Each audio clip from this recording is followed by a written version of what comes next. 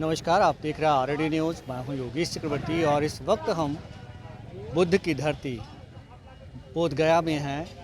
बुद्ध की इस पावन धरती पर महाबोधि विहार को मुक्त कराने को लेकर पिछले 12 फरवरी से आप देख सकते हैं बौद्ध समुदाय के लोग धरने पे बैठे हैं, अनिश्चितकालीन भूख हड़ताल पर बैठे हैं।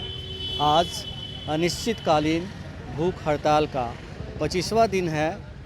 इस धरने में, इस प्रोटेस्ट में पूरे देश से ही नहीं बल्कि आप कहें कि अंतर्राष्ट्रीय स्तर पर लोग आके अपनी सॉलिडेरिटी दिखा रहे हैं और महाबोधि विहार को मुक्त कराने की मांग को लेकर धरने पर बैठे हैं। आप देख सकते हैं ये अपनी आँखों पर काली पट्टी बांध रखे हैं और इसका मतलब है कि जो मौजूदा सरकार है वो अंधी है, वो सत्य को देखना नहीं चाहती और इसीलिए ये लोग आँखों पर काली पट्टी बांधकर विरोध जता रहे हैं। हम आपको बता दें कि यहाँ अनिश्चितकालीन भूख हड़ताल पर बैठे लोगों के समर्थन में हर रोज़ देश के कोने कोने से हजारों की संख्या में बौद्ध समुदाय से लोग यहाँ जुट रहे हैं और अपनी सॉलिडेरिटी दिखा रहे हैं और प्रोटेस्ट में हिस्सा ले रहे हैं। आप देख सकते हैं कि यहाँ जो लोग बैठे हैं एक निश्चित टाइम में सुबह शाम ये लोग मार्च भी निकालते हैं और सरकार के खिलाफ नारे लगाते हुए सरकार को चेतावनी दे रहे हैं कि महाबोधि विहार जिस पर बौद्धों का कब्जा होना चाहिए उस पर गैर बौद्धिस्ट कब्जा जमाए हैं, उनसे सरकार मुक्त कराए और महाबोधि विहार को स्वतंत्र कराए ताकि बौद्ध समुदाय अपने अनुसार वहाँ पूजा अर्चना कर सके। प्रोटेस्ट का नेतृत्व कर रहे लोगों का आरोप है कि महाबोधि विहार में हिंदुओं के भगवान शिव का मूर्ति रख दिया गया है। यही नहीं, इनका ये भी आरोप है कि जब पिंडदान का मौका आता है तो महाबोधि विहार में जो पंडे हैं वो वहाँ पिंडदान करवाते हैं, जो बौद्ध समुदाय को कतई स्वीकार्य नहीं है। बौद्ध धर्म में कर्मकांड और आडंबर को बुद्ध ने बेकार बताया था। उनका संदेश था कि मानव मानव एक समान, और इस तरह के कर्मकांड का उन्होंने घोर विरोध किया था।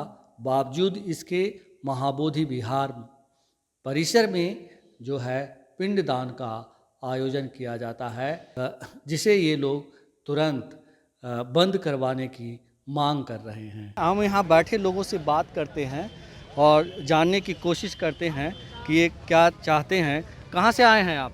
हम धनबाद से आए हैं। धनबाद से आए हैं? झारखंड। जी जी जी, झारखंड धनबाद से यहाँ। हम चाहते हैं जो कानून पुरानी कानून है उस कानून को हटाना है। मेरा मकसद एक ही है, बौद्धि भगवान को मंदिर को मुक्त करना है ब्राह्मणों के द्वारा। जो है उसको मुक्त कराना है। हम लोग ब्राह्मण लोग कब्जा किए हुए हैं। कब्जा किया हुआ है, कैसे? इसीलिए धारा हम लोग उसके चलते हम लोग की धारा किसी तरह निरस्त किया जाए, और नहीं तो हम लोग 12 मई को हम लोग विराट पूरा विश्व से यहाँ जुटेंगे। 12 मई? हाँ, 12 मई को। जो बिहार सरकार है, आप लोग इतने लगभग 25 दिन से धरने पे बैठे हुए हैं, तो मान नहीं रही है मांगे आप? नहीं मान रही है तब न धरना देने की क्या जरूरत है? क्या क्यों हम लोग 24 घंटा भूखे प्यासे सब लोग बैठे हुए हैं? सब भिन्न भिन्न प्रांत से, भिन्न भिन्न कंट्री से लोग आकर के यहाँ बैठे हैं। क्यों? सरकार की क्या मजबूरी है? जब हम धनबाद, झारखंड और बिहार, तमाम प्रदेश के लोग, महाराष्ट्र से हैं, केरल से है, कर्नाटक से, तिब्बत से, सारे लोग हैं, पूरा वर्ल्ड से यहाँ आ रहे हैं। अभी धरना पर सब लोग बैठ रहे हैं डेली का डेली। क्या कारण है? जरूर कहीं ना कहीं कोई त्रुटि है सरकार की, तब ना। क्या हमको राम भगवान का जहाँ मंदिर बनी है उसमें हम लोगों को क्या SC ST OBC को कभी हम लोग को मौका दिया? किसी का लिस्ट में नाम दिया? क्यों मंदिर में जाएगा? क्यों मंदिर में पूजा करेगा आप लोग? बौद्धिस्ट भगवान के यहाँ। आप ब्राह्मण भी तो बौद्धिस्ट होते हैं। ब्राह्मण होते हैं तो हम लोग ब्राह्मण का बाद का विरोध करते हैं। ब्राह्मण का नहीं विरोध करते, ब्राह्मण बाद का जो त्रुटियां हैं संविधान में, जो अभी अमेंडमेंट किया है, अभी तुरंत जो धारा सबको अमेंडमेंट किया, उसके धारा इसको अमेंडमेंट नहीं कर सकता था क्या? हम और कुछ लोगों से बात करते हैं। आप कहाँ से आए हैं? अंदर आइए। मैं नालंदा से सिराजू। आप जी जी बताइए। ये जो 1949 में जो बीटीएमसी कानून बना था, तो उसमें 4 हिंदू और 1 बौद्ध, जबकि ऐसी कोई संस्था में नहीं है। ईसाई धर्म का जो है जी मस्जिद में, ईसाई धर्म का जो है चर्च में ईसाई लोग ही संचालित करते हैं। मुस्लिम समाज का जो मस्जिद है उसमें मुस्लिम लोग ही रहते हैं।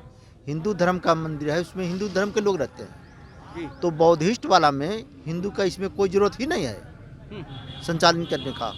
लेकिन साजिश के तहत इन्होंने कानून बना करके आज तक बैठ गया है और कुंडली मार के बैठा हुआ है। लेकिन अब ये चलने वाला नहीं है, क्योंकि बौद्धिस्ट लोग अब जाग चुके हैं। इसको बीटीएमसी होगा, क्योंकि विधानसभा में भी इसका आवाज़ उठी है। हम कुछ और यहाँ बौद्धिस्ट जो लोग बैठे हुए हैं अनिश्चितकालीन भूख हड़ताल पे, उनसे बात करते हैं और जानने की कोशिश करते हैं कि आखिर ये जो प्रोटेस्ट कर रहे हैं, अनिश्चितकालीन भूख हड़ताल पे बैठे हैं, ये क्या चाहते हैं। कहाँ से आए हैं आप? मैं हरियाणा से हूँ। हरियाणा से। क्या नाम है आपका? भंते नागसेन। भंते नागसेन। ये बताएं कि आप आए हैं इस अनिश्चितकालीन हड़ताल में, क्या कहना चाहते हैं आप? हम कहना चाहते हैं कि ये जो सरकार है, मनवादी सरकार है, इसने हमारे जो टेंपल है बौद्धों का आस्था का केंद्र है, उस पे इन्होंने कब्जा किया हुआ है। आज 160 साल हो चुके हैं। हम बार बार प्रोटेस्ट कर रहे हैं, फिर भी ये छोड़ने का कार्य नहीं कर रहे। अब हमने जो प्रोटेस्ट किया है, इसके लिए हमने करो या मरो की रणनीति से ही प्रोटेस्ट किया है। अब हम इनके हाथों में ये हमारा बोधि टेंपल नहीं रहने देंगे। हम इसको लेकर ही रहेंगे। जी अरे दिक्कत क्या है मेन? मतलब दिक्कत ये है कि यहाँ जो है सभी भिक्षु हैं, जो 4 इसके अंदर भिक्षु हैं वो भी ब्राह्मणवादी व्यवस्था से हैं। 4 ब्राह्मण हैं और जो कलेक्टर है, ज़िले का अध्यक्ष है, वो भी ब्राह्मण है। जो सरकार के इशारे पर चलते हैं। जो काम बौद्धों के लिए होना चाहिए था वो बौद्धों के लिए काम नहीं होता है यहाँ पर। यहाँ बौद्धों का जो आस्था का केंद्र है उस पर ये मनवादियों का कब्जा है। इसके लिए हम छुटाने के लिए ये प्रोटेस्ट हमारा चला हुआ है। तो अगर जो ट्रस्ट बना हुआ है 40 में जो कानून आया, एक्ट आया था, तो वो अब जा कर के विरोध आप लोग कर रहे हैं, उस समय विरोध क्यों नहीं हुआ? विरोध तो बहुत ने कहा नहीं, 160 साल हो चुके हैं अभी चलते हुए। भाई जो है ये अभी तक इन्होंने इस ओर नहीं ध्यान दिया सरकारों ने। अब जब भिक्षु भी कम होते थे और बौद्ध लोग भी कम होते थे, अब बौद्ध लोग भी जाग चुके हैं। इन्हें भी अपनी आस्था के केंद्र का पता लग चुका है और भिक्षुओं की संख्या भी बढ़ चुकी है। अब धीरे धीरे ये इस देश में पता लग चुका है कि ये बौद्धों का ही केंद्र है और बौद्धों को ही सौंपा जाना चाहिए। आपको क्या लगता है कि जो दूसरे समुदाय के सदस्य हैं वो दिक्कत करते हैं आप लोग को कामकाज में? हाँ, दिक्कत पूरी दिक्कत है। वहाँ जो है वहाँ पर वो पिंड दान करवाते हैं, जो कि ये आस्था केंद्र तो है बौद्धों का। बौद्ध धर्म के अंदर कोई भी पिंड दान नहीं होता। पिंड दान का अंतर होता है कि भोजन दान। वहाँ ये मृत्यु भोज पे जो पिंड दान होता है वो करवाते हैं। ब्राह्मणवादी व्यवस्था है जो वहाँ पर ये पिंड दान करवाती है, ब्राह्मणों का ही कब्जा है। वहाँ भिक्षुओं को किया जाता है। मेन आप लोग को दिक्कत है कि पिंड दान वहाँ जो करवाया जाता है बुद्ध मंदिर में, महाबोधि मंदिर में, उसका आप लोग विरोध कर रहे हैं? विरोध भी है। हम अपना ही केंद्र है, हमारा ही केंद्र है, हम अपने ही सानिध्य में लेना चाहते हैं इस केंद्र को।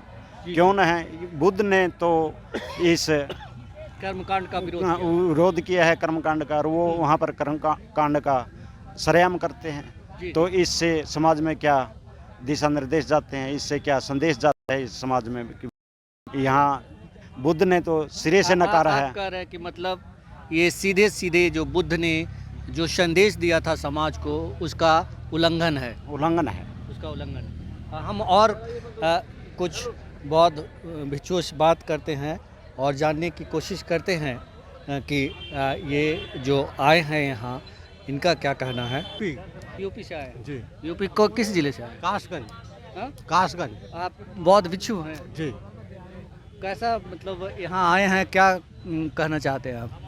हम ये कहना चाहते हैं कि हमारे बौद्ध विहार जो है उससे ब्राह्मणों का कब्जा जो है मुक्त किया जाए और बौद्धों के हवाले किया जाए, बौद्धों के हवाले किया जाए। जी जी। बस यही कहना चाहते हैं।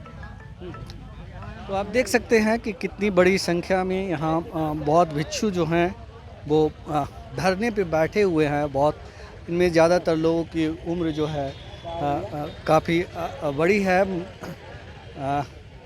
इनमें ज़्यादातर जो है लोग जो है धरने पे बैठे हैं, इनकी उम्र काफ़ी है। बावजूद इसके पिछले 27 दिनों से ये यहाँ धरने पे बैठे हैं और अनिश्चितकालीन भूख हड़ताल है ये। और बीच बीच में लोग यहाँ आके पूरे देश ही नहीं दुनिया भर से लोग आकर के इस अनिश्चितकालीन भूख हड़ताल में अपनी सॉलिडेरिटी दिखा रहे हैं, अपना कंधा दे रहे हैं और सरकार से महाबोधि विहार यानी कि महाबोधि टेम्पल को ब्राह्मणों से मुक्त करने की मांग कर रहे हैं। आप कहाँ से आए हैं? नोएडा, दिल्ली। दिल्ली से आए हैं। तो यहाँ आए हैं, कितने दिनों से आए हैं? 4 दिन हो गए। 4 दिन। कब तक रहना है? कल हमारा टिकट है दिल्ली का। जी जी। तो यहाँ आए, क्या कहना चाहते हैं आप? हम इसी आंदोलन में शामिल होने के लिए आए हैं। जो हमारा महाबोधि महाविहार जो अवैध रूप से जो कब्जा किए हुए हैं, तो उसको मुक्त कराने का जो आंदोलन है उसमें हम शामिल होने के लिए आए हैं। जी जी जी। तो आप क्या बौद्ध भिक्षुक हैं या बौद्ध धर्म मानते हैं? नहीं, बौद्ध भिक्षु हैं, रजिस्टर्ड हैं, जी जी। रजिस्टर्ड हैं। आपको लगता है कि ये जो विवाद है पिछले कई 100 साल से बताया जाता है कि ज़्यादा का है, तो जो मौजूदा सरकार है, जो आजकल उस सरकार पे आरोप भी लगता है कि ज़्यादा हिंदू हिंदू करती है, तो ऐसे में आपकी बात सुनेगी? ऐसा है, ये बड़े साजिश के तहत ये कब्जा किया हुआ है। तो में जो विदेशी जो ब्राह्मण है, ये सारा षड्यंत्र उसका है। वही यहाँ देश के अंदर जाति व्यवस्था पैदा करता है, या जो खड़ी की गई है व्यवस्था, जाति व्यवस्था है, वर्ण व्यवस्था है, इसका जनक ब्राह्मण है। उसी ब्राह्मण की जो व्यवस्था है, जो विदेशी है, जो भारत मूल के लोगों पर वो कैसे शासन कर सकता है? इसी कारण से, इसी साजिश से उसने जातियां बनाई है। कभी भारत एक होता था, जाति विहीन देश था, सोने की चिड़िया कहलाया जाता था, मगर आज ये जाति का देश हो गया है। और यहाँ पर बुद्ध धम्म को नष्ट करने के लिए हमारे जैसे बहुत सारे बौद्ध भिक्षुओं के सर उतारे गए, ताकि बुद्ध धम्म की शिक्षा पर दीक्षा उसका प्रकाश फैलाने वाला कोई विद्वान भिक्षु ना रहे। इस षड्यंत्र से बहुत सारे भिक्षुओं को मारा गया। ये जो आज जो लोग सत्ता में जो बैठे हैं, ये उन्हीं के वंशज हैं जिन्होंने कभी यहाँ भिक्षुओं के सर उतारे हैं। लेकिन नीतीश कुमार तो कहते कि अशोक के वंशज है। अशोक तो बाद में आए हैं, ये तो धम्म जो है भगवान बुद्ध का उनसे पहले 300 साल पहले का धम्म है। भगवान जो बुद्ध ने यहाँ पर जो व्यवस्था दी है धम्म की, जी जी। ये तो सम्राट अशोक से पहले का है। लेकिन उसी धर्म को सम्राट अशोक ने आगे बढ़ाने के लिए, आप जानते हैं जी जी। सम्राट अशोक अपने ज़माने में कितने क्रूर थे। लाखों लोगों उनके युद्ध में मारे गए, लेकिन जब उनको ज्ञान प्राप्त हुआ किसी भिक्षु के द्वारा, और उन्होंने ये प्रण ले लिया कि मैं हिंसा नहीं करूँगा, बुद्ध धर्म की शरण में आए। उन्होंने शांति और समता और करुणा का संदेश दिया।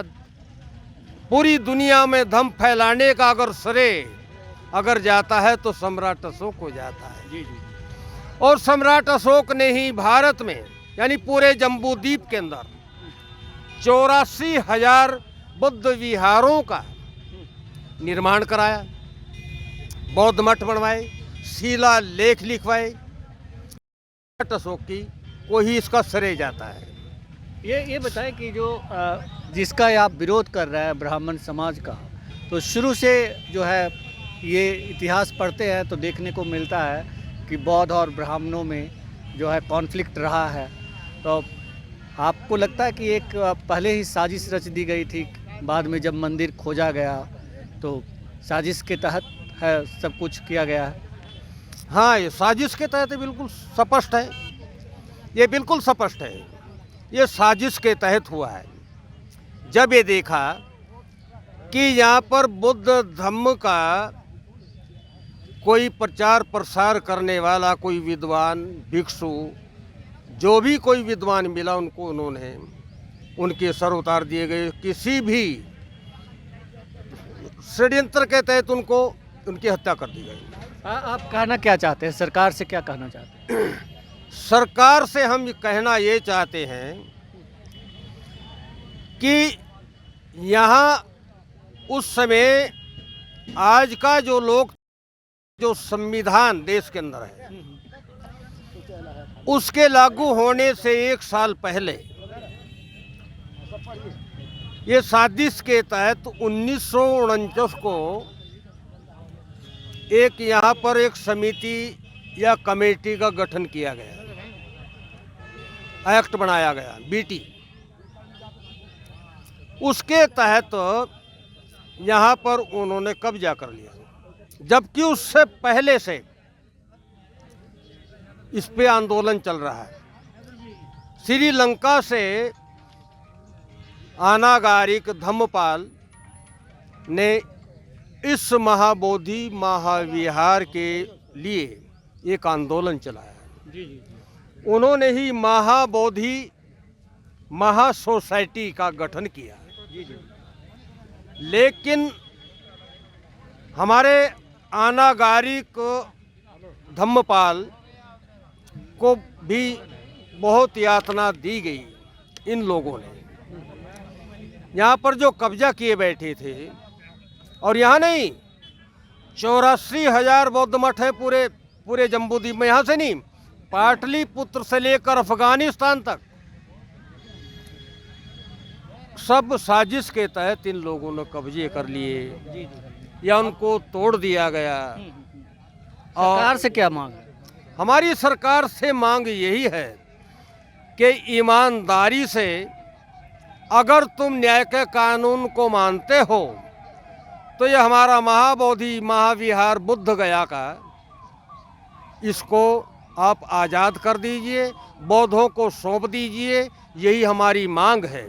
वरना तो यह आंदोलन अनिश्चित काल के लिए है, ये बराबर चलता रहेगा, ये रुकने वाला नहीं है।